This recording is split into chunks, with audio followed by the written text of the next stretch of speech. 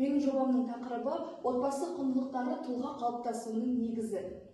Жобамның мақсаты отбасындағы ұрпақ сабақтастығын зерттеу, отбасылық рухани құндылықтардың мәнін анықтау, отбасы тәрбиесінің тұлға қалыптасуына ықпалын көрсету, өз жетістіктерінің отбасы тәрбиесімен байланысын дәлелдеу.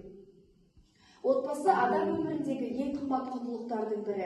Әр адамның мінезі, дүниетанымы, өмірлік ұстанымы ең алдымен отбасында қалыптасады. Ұрпақтан ұрпаққа жалғасатын тәрбиелік, рухани, адамгершілік құндылықтар сабақтастық деп аталады.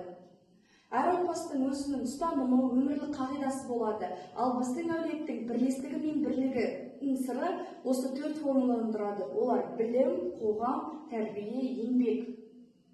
Атам ерлік пен рухтың шапшырағы. Атам Нұрқия соғыс ардагері. Ол соғыстың қиын кезеңінде де, жаудың қолында тұйықталғанда да рухын түсірмей отбасына арнап өлең жазған. Бұл хат жүректен шыққан сағыныштың, отбасыға деген шексіз махаббат пен үміттің көрінісі. Ол біздің әулетіміздің рухани тірегі, ерліктің символы.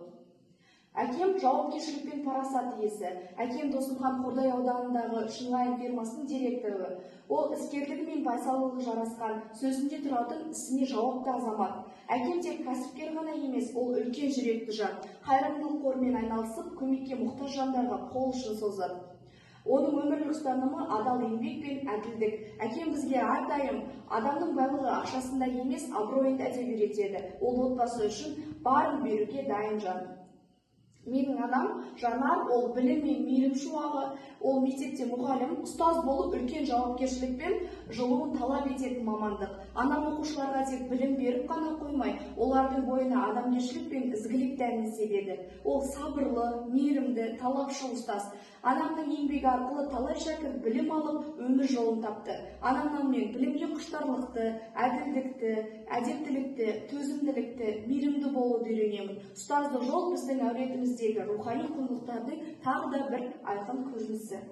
Әпкем Айдана, ол мәдениеттің жаршысы, яғни Қордай ауданының мәдениет үйінде қызмет етеді. Ол ұлттық дәстүрлерді насихаттап, мәдени шараларды ұйымдастырады. Оның еңбегі халықтың рухани өміріне үлес қосу. Ол арқылы біз ұлттық өнер мен салт дәстүріміздің маңызын терең түсінеміз. Ағам Әсет және жеке кәсіпкер, Алға ауылының беделді азаматы. Ол да қайырымдылықпен айналысып, ауыл тұрғындарына қолдау көрсетеді.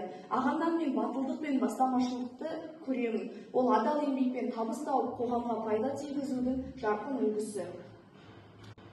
Мен отбасым сабақтастығының жалғасы. Мен өзімді отбасымнан алған тәрбие мен құндылықтардың жемісі деп есептеймін. Атамнан рух пен қайсарлықты, әкемнен жауапкершілік пен еңбекқорлықты, анамнан білімге деген құштарлықты, аға әпкемнен белсенділік пен қоғамға қызмет етуді үйрендім. Мектеп өмірінде мен түрлі жарыстарға қатысып, жүлделі орындарға ие болып келемін. Бұл жетістіктер тек менің ғана емес, отбасымның қолдауы мен сенімінің нәтижесі. Мен жарысқа қатысқан жарыстар, пәндік олимпиадалар, ғылыми жобалар байқауы, шығармашылық және мәдени іс-шаралар, мектепшілік және аудандық деңгейдегі сайыстар. Әрбір жүлделі орын мен үшін тек марапат емес, ол отбасының тәрбиесінің айғағы. Менің жетістіктерім отбасындағы сабақтастықтың нақты дәлелі. Себебі мен атамның ерлігін, әкемнің еңбексүйгіштігін, анамның білімге деген құрметін, аға әпкемнің белсенділігін бойыма сіңіріп өсіп келемін. Сонымен қорытындылай келе, менің отбасым ұрпақ сабақтастығының жарқын мысалы. Отбасылық құндылықтар тек жеке адам үшін емес, тұтас қоғам үшін маңызды. Әрбір отбасы өз ішіндегі сабақтастықты сақтаса, елдің болашағы да жарқын болады. Мен өз отбасыммен мақтанамын. Болашақта осы құндылықтарды сақтап, оны келесі ұрпаққа жеткізу өзімнің басты міндетім деп білемін. Назарларыңызға рахмет.